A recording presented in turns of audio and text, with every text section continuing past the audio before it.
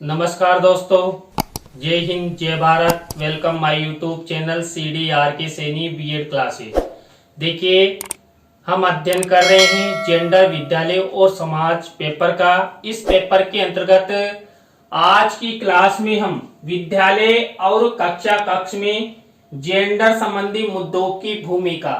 देखिए, जो विद्यालय है और कक्षा कक्ष है, इनमें जो जेंडर संबंधी मुद्दे हैं, उन मुद्दों के बारे में हम चर्चा करेंगे। तो आप सब बने रहें हमारे साथ, हमारे YouTube चैनल के साथ। और यदि आप हमारे YouTube चैनल पर पहली बार आए हैं तो हमारे YouTube चैनल को सब्सक्राइब करें और पास ही बने बेल आइकन के बटन को जरूर दबा देवें, जिससे हमारे द्वारा जब भी कोई न्यू वीडियो अपलोड किया जाता है या लाइव क्लास चलाई जाती है तो उनके नोटिफिकेशन आपको मिल सके और आप अच्छा अधिगम करते हुए आप अपनी परीक्षा की अच्छी तैयारी कर सके। देखिए, जो विद्यालय और कक्षा कक्ष है, इसमें जो जेंडर मुद्दों की जो भूमिका है, उसके अंतर्गत जो शिक्षा प्राप्ति होती है। देखिए, हम सबको शिक्षा प्राप्ति विद्यालय और कक्षा कक्ष के माध्यम से होती है और ये शिक्षा प्राप्ति के प्रमुख स्थान होते हैं जहां पर जो सभी छात्र छात्राएं होते हैं वो शिक्षा ग्रहण करते हैं। तो देखिए, जहां पर सभी छात्र छात्राएं शिक्षा ग्रहण करते हैं, शिक्षा के ऐसे मंदिर में किसी भी प्रकार का कोई जेंडर संबंधी मुद्दा नहीं होना चाहिए। लेकिन अनेक अवसरों पर देखा जाता है कि विद्यालय एवं कक्षा कक्ष में सह शिक्षा के परिणाम स्वरूप छात्र छात्राओं में असमानता की स्थिति बढ़ जाती है। देखिए, जब हम विद्यालय में या कक्षा कक्ष में अध्ययन करते हैं तो उस दौरान कई बार ऐसी स्थिति आ जाती है जो जेंडर संबंधी मुद्दों का जन्म विद्यालय और कक्षा कक्ष में हो जाता है। तो इस शिक्षा के मंदिर में इस तरह का जो जेंडर संबंधी मुद्दे हैं, समस्याएं हैं, चुनौतियां हैं, इनका जो जन्म होता है वो हमारे समाज, हमारे राज्य और राष्ट्र के लिए हानिकारक होता है, क्योंकि जेंडर संबंधी मुद्दे इस प्रकार की स्थिति उत्पन्न करते हैं। देखिए, कक्षा कक्ष और विद्यालय में जो जेंडर संबंधी मुद्दे हैं, उनकी उत्पत्ति, उनका जन्म कोई नहीं करता, हम सब करते हैं। क्यों? क्योंकि हम सब जेंडर आधार पर, लैंगिकता के आधार पर ऊंच नीच का भेदभाव करते हैं, असमानताएं करते हैं। तो यहाँ पर जेंडर के आधार पर जेंडर संबंधी मुद्दों की उत्पत्ति होती है और जेंडर संबंधी मुद्दों की भूमिका में जो विद्यालय एवं कक्षा कक्ष की भूमिका है उसके बारे में हम चर्चा करते हैं। देखिए, जो जेंडर संबंधी मुद्दे हैं, किसमें? विद्यालय और कक्षा कक्ष में, इनकी क्या क्या भूमिका होती है, कैसे विद्यालय और कक्षा कक्ष में जेंडर संबंधी मुद्दों का जन्म होता है। पहला बिंदु देखिए, सह शिक्षा संबंधी विद्यालयों का अभाव। देखिए, यदि हमारे देश में जो शिक्षा का क्षेत्र है, इस शिक्षा के क्षेत्र में सह शिक्षा संबंधी विद्यालयों का अभाव होगा तो आपस में जो छात्र और छात्रा है, जो छात्र और छात्रा में आपस में प्रेम, व्यवहार, लैंगिक संवेदनशीलता होनी चाहिए, वो लैंगिक संवेदनशीलता उत्पन्न नहीं होगी और जो जेंडर संबंधी मुद्दे हैं, उन जेंडर संबंधी मुद्दों का जन्म जरूर होगा। तो सह शिक्षा संबंधी विद्यालयों के अभाव के कारण विद्यालय और कक्षा कक्ष में जेंडर संबंधी मुद्दों की उत्पत्ति होती है। विद्यालय और कक्षा कक्ष में जेंडर आधार पर भेदभाव किया जाता है। क्यों? क्योंकि सह शिक्षा के विद्यालयों के अभाव के कारण उनमें जो आपस में व्यवहार होना चाहिए वो व्यवहार उन्हें दिखाई नहीं देता है। देखिए, जब आपस में अच्छा व्यवहार अपनाएंगे तभी पता लगेगा कि हमें छात्र और छात्राओं के प्रति आपस में किसी भी प्रकार का कोई भेदभाव नहीं रखना चाहिए। इसी तरह देखिए, दूसरा बिंदु विद्यालय एवं कक्षा कक्ष में पृथक समूह। देखिए जो विद्यालय होता है और कक्षा कक्ष होता है, इसमें जो छात्र और छात्रा होते हैं, ये इन्हें छात्र और छात्राओं का पृथक पृथक समूह होता है कि छात्रों का अलग समूह बनाया जाएगा, छात्राओं का अलग समूह बनाया जाएगा। तो वहीं से जो लैंगिक संबंधी मुद्दे हैं उनका जन्म हो जाएगा, क्योंकि कक्षा कक्ष और विद्यालय में पढ़ने वाले छात्र छात्रा शुरू से ही उनके मन में ऐसी स्थिति उत्पन्न हो जाएगी। क्यों? क्योंकि वहां हमने छात्राओं को अलग बिठाया है और छात्रों को अलग बिठाया है। कुल मिलाकर लैंगिकता के आधार पर कक्षा कक्ष और विद्यालय में भेदभाव किया है। उन्हें अलग अलग बिठाने के कारण छात्र छात्राओं की जो मन स्थिति है वो जेंडर संबंधी मुद्दों को जन्म देने में हावी हो सकती है। तो ये दूसरी भूमिका है। इसी तरह नंबर 3 भूमिका है शिक्षक व्यवहार में लैंगिक मुद्दों की भूमिका।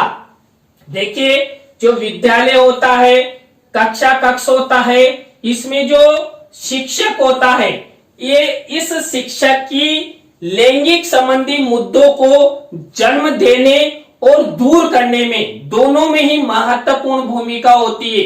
कई बार आपने कई शिक्षकों को देखा होगा जो लैंगिकता के आधार पर जेंडर संबंधी मुद्दों और समस्याओं को जन्म देते हैं। कई शिक्षक ऐसे होते हैं जो छात्राओं को अधिक महत्व देते हैं, छात्रों को कम महत्व देते हैं। आपने देखा होगा कई शिक्षक ऐसे हैं जब छात्र छात्राओं का मूल्यांकन किया जाता है तो लैंगिकता के आधार पर भेदभाव करते हुए उनको अंक प्रदान किए जाते हैं। कई बार कई शिक्षक ऐसे होते हैं जो छात्राओं को अधिक अंक दे देते हैं, छात्रों को कम अंक देते हैं। कई बार कई शिक्षक जो भाई भतीजेवाद के आधार पर भेदभाव करते हुए लैंगिकता के आधार पर छात्र और छात्राओं में व्यवहार अपनाते हैं और वही व्यवहार जेंडर संबंधी मुद्दों को जन्म देने का एक कारक बन जाता है। तो विद्यालयों के माध्यम से भी जो शिक्षक है, इस शिक्षक के माध्यम से जेंडर संबंधी मुद्दों को जन्म देने में अहम कारक शिक्षक को माना जा सकता है। शिक्षक चाहे तो किसी भी प्रकार का कोई जेंडर संबंधी मुद्दा जन्म होने से वो बचा सकता है, लेकिन ऐसा नहीं हो पाता है। 100 में से कोई 2-4 ही शिक्षक ऐसे निकलते हैं जो समानता युक्त बिना किसी भेदभाव के परे होते हैं। वो सभी छात्र छात्राओं के साथ समान रूप से व्यवहार करते हैं। तो शिक्षक व्यवहार में लैंगिक मुद्दों की महत्वपूर्ण भूमिका होती है, किसमें? विद्यालय और कक्षा कक्ष में। इसके बाद चौथा बिंदु देखिए, विद्यालय प्रबंधन एवं कक्षा कक्ष प्रबंधन में लैंगिक मुद्दों की भूमिका। देखिए जो विद्यालय प्रबंधन, देखिए आपने देखा होगा विद्यालय प्रबंधन समिति होती है और इस विद्यालय प्रबंधन समिति में कई सदस्य होते हैं। अब उन सदस्यों में लैंगिकता के आधार पर भेदभाव किया जाता है कि उस विद्यालय प्रबंधन समिति में कितनी महिलाएं हैं, कितने पुरुष हैं, बराबर है कि नहीं है। यदि बराबर नहीं है तो वहां पर विद्यालय प्रबंधन समिति में लैंगिकता के आधार पर भेदभाव किया जाएगा और भेदभाव किया जाएगा तो स्वाभाविक है जेंडर संबंधी मुद्दे, समस्याएं और चुनौतियों का जन्म होगा। कक्षा कक्ष प्रबंधन, देखिए कई बार क्या होता है, कक्षा कक्ष प्रबंधन के अंतर्गत जो शिक्षक होने चाहिए, कक्षाओं की व्यवस्था हेतु जो पर्याप्त मात्रा में विद्यालयों में शिक्षक होते हैं, उन शिक्षकों में भी जेंडर संबंधी भेदभाव किया जाता है। पुरुष शिक्षकों को अधिक महत्व दिया जाता है, महिला शिक्षकों को कम महत्व दिया जाता है और महिला शिक्षकों को ऐसी क्लासें दी जाती है चाहे उनकी योग्यता पुरुष शिक्षकों के बराबर है, लेकिन महिला शिक्षकों को अधिकांश छोटी क्लासें जैसे कक्षा 1, 2, 3, 4, 5 ऐसी कक्षाएं अधिकांश दी जाती है। तो यहाँ पर जो विद्यालय है और कक्षा कक्ष है, इस विद्यालय और कक्षा कक्ष में लैंगिक मुद्दों को जन्म देने में महत्वपूर्ण भूमिका होती है। इसी तरह नेक्स्ट बिंदु देखिए, विद्यालय एवं कक्षा कक्ष में प्रथम खेल समूह। देखिए प्रथम यानी पृथक है, पृथक खेल समूह। तो यहाँ पर जो पृथक खेल समूह है, इस पृथक खेल समूह से तात्पर्य है कि छात्राओं के लिए अलग खेल होंगे, छात्र और छात्रों के लिए अलग खेल होंगे। यानी छात्र और छात्रा के आधार पर जो खेल संबंधी भेदभाव किया जाता है, इस खेल संबंधी पृथक समूह के कारण हमारे विद्यालयों में एक तरीके से जेंडर संबंधी मुद्दों का जन्म होता है। तो यहाँ पर हमें विद्यालय में पृथक खेल समूह न अपनाकर सबको समानता का दर्जा देना चाहिए, जिससे छात्रों के मन में ये ना आए कि हमारे साथ लैंगिकता के आधार पर भेदभाव किया जाता है। कई बार छात्रों को अधिक महत्व दिया जाता है खेलों में, तो कई बार छात्राओं को दिया जाता है। कई सांस्कृतिक प्रोग्रामों में बालिकाओं को अधिक महत्व दिया जाता है और छात्रों को कम महत्व दिया जाता है। तो इस आधार पर विद्यालय और कक्षा कक्ष में जो जेंडर संबंधी मुद्दे हैं, उनकी महत्वपूर्ण भूमिका होती है। वो जन्म देने में महत्वपूर्ण भूमिका कारक के रूप में अपनाते हैं। इसी तरह नेक्स्ट बिंदु देखिए, कक्षा कक्ष एवं विद्यालय में बैठक व्यवस्था में लैंगिक भेदभाव। देखिए विद्यालय और कक्षा कक्ष, विद्यालय में जब प्रार्थना सभा होती है, इस प्रार्थना सभा में गर्ल्स का अलग ग्रुप बनाया जाएगा, बॉयज का अलग ग्रुप बनाया जाएगा। यानी वहां पर गर्ल्स और बॉयज के आधार पर प्रार्थना सभा में भी अलग अलग डिवाइडेशन कर दिया जाता है। इसी तरह जब कक्षा कक्ष में छात्र अध्ययन करते हैं, तो वहां पर भी छात्र और छात्रा के रूप में अलग अलग डिवाइडेशन, पार्टिसिपेशन कर दिया जाता है, पाठ कर दिया जाता है। इस विभाजीकरण की नीति के तहत ही जेंडर संबंधी मुद्दों का जन्म होता है, किसमें? विद्यालय और कक्षा कक्ष में। तो यहाँ पर जो बैठक व्यवस्था है, इस बैठक व्यवस्था में के माध्यम से जेंडर संबंधी मुद्दों का जन्म होता है। इसी तरह देखिए मित्रता में भी लैंगिक मुद्दों की भूमिका। देखिए जो विद्यालय होते हैं, कक्षा कक्ष होते हैं, इसमें कई बार मित्रता के आधार पर भी लैंगिक मुद्दों का जन्म होता है। देखिए कई बार क्या होता है कि गर्ल्स बॉयज से मित्रता कर लेती है, या बॉयज गर्ल्स से मित्रता कर लेते हैं, या कई बार गर्ल्स गर्ल्स के साथ मित्रता करती है, बॉयज बॉयज के साथ मित्रता करते हैं। और कई बार क्या होते हैं, मित्रता के चलते विद्यालय और कक्षा कक्ष में आपस में प्रतिद्वंदता आ जाती है। तो वो क्या करते हैं, जेंडर आधार पर भेदभाव करते हुए जो विद्यालय प्रशासन होता है, विद्यालय प्रधानाचार्य होता है, वहां पर आपस में गर्ल्स तो जाकर बॉयज की शिकायत करेगी और बॉयज जाकर गर्ल्स की शिकायत करेंगे।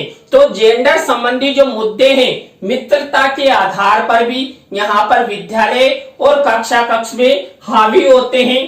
तो यहाँ पर इसी तरह नेक्स्ट देखिए, पाठ्यक्रम सहगामी क्रियाओं में लैंगिक मुद्दों की भूमिका। देखिए पाठ्य सहगामी जो क्रियाएं होती है, इन पाठ्य सहगामी क्रियाओं में भी लैंगिक भेदभाव दिखाई देता है। कहाँ? विद्यालयों में।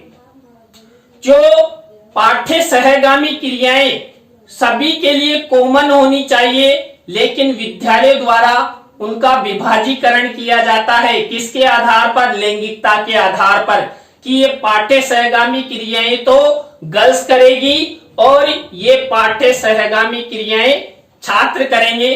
तो इस तरह जो जेंडर आधार पर पाठ्य सहगामी क्रियाओं में भेदभाव किया जाता है, इस भेदभाव के आधार पर जेंडर संबंधी मुद्दों का जन्म होता है। इसी तरह देखिए विश्व में लैंगिक मुद्दों की भूमिका, आपने कई बार देखा होगा कि जो छात्र होते हैं इन छात्रों को विज्ञान तकनीकी जैसे विषय अधिक प्रदान किए जाते हैं और गर्ल्स को तो कह दिया जाता है बेटा आप तो गृह विज्ञान ले लीजिए, आपको तो ऐसे भी गृह विज्ञान में दक्ष होना चाहिए। तो ऐसी बातें विद्यालय द्वारा, विद्यालय प्रशासन द्वारा की जाती है। तो यहाँ पर विषय लेने में भी जेंडर संबंधी भेदभाव विद्यालयों में स्पष्ट रूप से दिखाई देता है, जो जेंडर संबंधी मुद्दों, समस्याओं और चुनौतियों को बढ़ावा देता है कौन, विषय लेने में। इसी तरह देखिए नेक्स्ट, नियमों के निर्धारण में लैंगिक मुद्दों की भूमिका। देखिए विद्यालय और कक्षा कक्ष में जो नियम निर्धारण किए जाते हैं उन नियम निर्धारणों के आधार पर गर्ल्स और बॉयज में भेदभाव किया जाता है। जो गर्ल्स होते हैं उनको कोमल मानते हुए यानी कि अच्छा मानते हुए शिक्षक द्वारा उन्हें किसी भी प्रकार का कोई कुछ नहीं कहा जाता, यानी अनुशासन संबंधी उन पर कोई दबाव नहीं बनाया जाता और छात्रों पर अधिक दबाव बनाया जाता है। और अधिकांशतः शिक्षक द्वारा यही कहा जाता है सब छात्रों की गलती है, छात्राओं की गलती कम बताई जाती है। तो जो भी नियम लागू होते हैं अधिकांशतः छात्रों पर लागू किए जाते हैं, जबकि छात्राओं को इस नियमों से परे रखा जाता है। कुल मिलाकर जो नियम निर्धारण होते हैं कहाँ, विद्यालय और कक्षा कक्ष में, तो वहां पर भी गर्ल्स और बॉयज के आधार पर नियम निर्धारण होते हैं। कुल मिलाकर भेदभाव किया जाता है, असमानताएं अपनाई जाती है, जिससे जेंडर संबंधी मुद्दों का जन्म होता है। तो देखिए आज की क्लास में हमने विद्यालय और कक्षा कक्ष में जेंडर संबंधी मुद्दों की क्या भूमिका है, ऐसे कौन कौन से मुद्दे हैं जो विद्यालय और कक्षा कक्ष में लैंगिकता यानी कि जेंडर भेदभाव को उत्पन्न करते हैं, इनके बारे में अध्ययन किया। आपको आज की क्लास कैसी लगी कमेंट्स में हमें जरूर बताएं। अच्छी लगी हो तो लाइक करें, कमेंट्स करें और शेयर जरूर करें। दोस्तों यदि आप हमारे चैनल की वीडियो को शेयर करते हैं तो मुझे भी मनोबल मिलता है। इसी तरह नए टॉपिक के साथ हम आपसे फिर मिलेंगे CDRK Saini BEd classes YouTube channel पर। तो जय हिंद, जय भारत, राम राम।